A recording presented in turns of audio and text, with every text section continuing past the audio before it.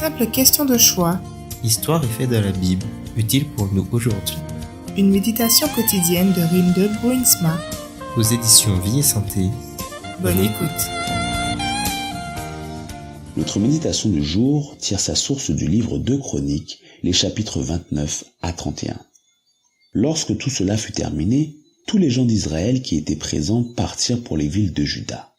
Ils brisèrent les pierres levées, abattirent les poteaux culturels, les Ashéras, et démolirent les hauts lieux et les autels de tout Juda et Benjamin, ainsi que dans Éphraïm et Manassé.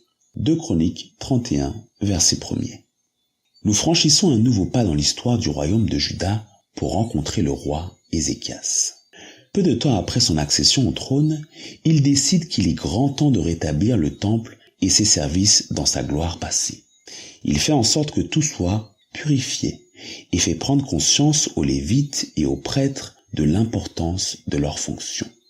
Le sommet de ce processus de réforme à Jérusalem est la célébration de la Pâque.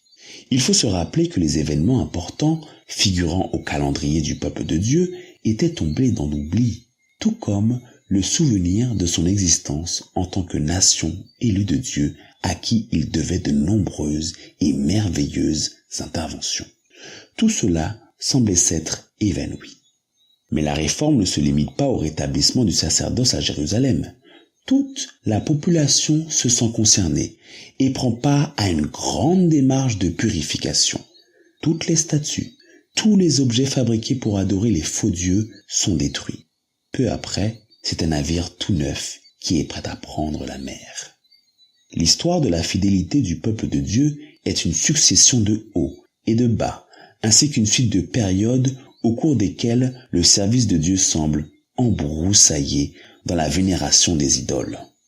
L'histoire de l'Église est, à bien des égards, un triste rappel de ce qui s'est passé dans les temps bibliques. Et ce qui vaut pour l'Église en général peut également être dit de certaines communautés spirituelles spécifiques, et même de certains groupes de croyants. Nous devons donc être reconnaissants lorsque nous percevons, de temps à autre, un appel nous invitant à une réforme et lorsque nous apprenons que des leaders prennent des initiatives en ce sens. Mais une réforme n'est pas complète tant que les croyants ne renoncent pas dans leur vie à tout ce qui peut limiter leur consécration à Dieu. Cela exige plus que des demi-mesures. Pour y parvenir, il faut se mettre résolument au travail, comme ce fut le cas au temps du roi Ézéchias.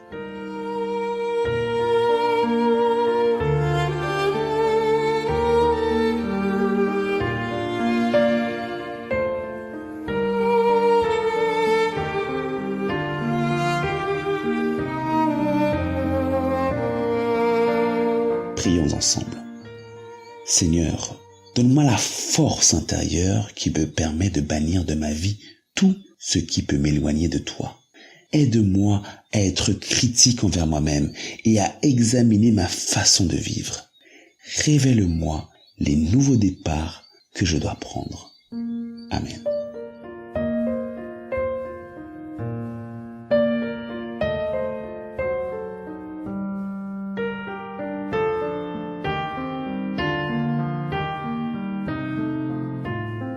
À bientôt, cher ami. Simple question de choix de Rinde Bruinsma.